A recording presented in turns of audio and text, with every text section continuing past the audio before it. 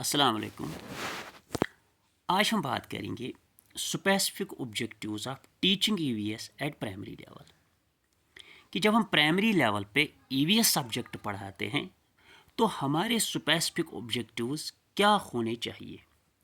General objectives तो हम सबों को पता है कि उसमें understanding of the subject, understanding of the topic, curiosity develop करना, लॉजिक डेवलप करना, रीजनिंग डेवलप करना एट्सेट्रा। लेकिन स्पेसिफिक ऑब्जेक्टिव्स हर किसी सब्जेक्ट के अलग अलग होते हैं। क्योंकि जो ईवीएस सब्जेक्ट है इसको हम थर्ड स्टैंडर्ड या फोर्थ स्टैंडर्ड से स्टार्ट करते हैं। तो हमारे क्या स्पेसिफिक ऑब्जेक्टिव्स होने चाहिए जिनको हम लॉन्ग रन ऑब्जेक्टिव्स भी कहते हैं।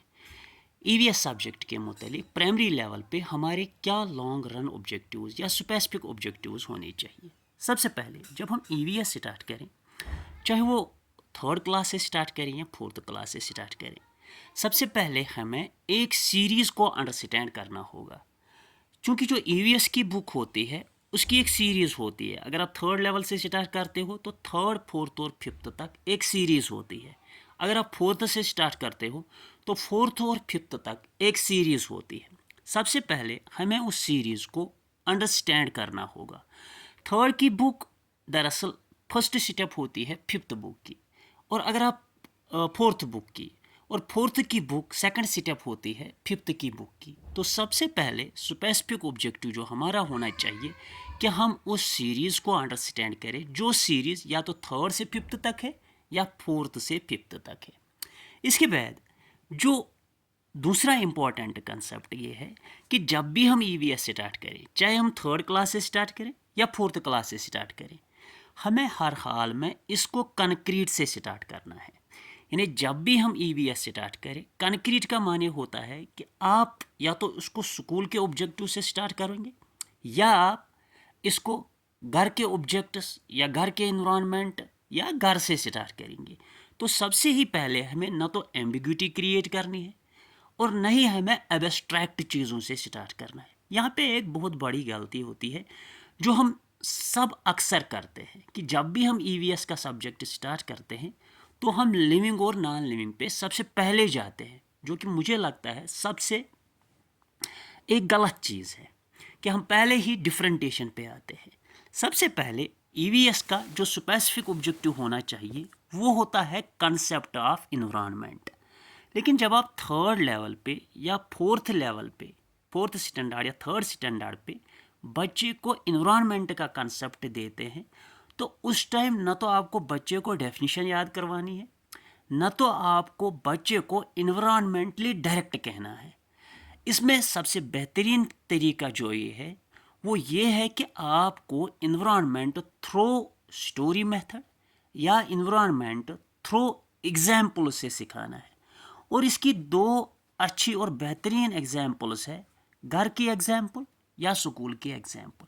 या इससे भी बेहतरीन तरीका ये है कि आप घर से स्कूल तक का सफ़र कवर कर सकते हैं।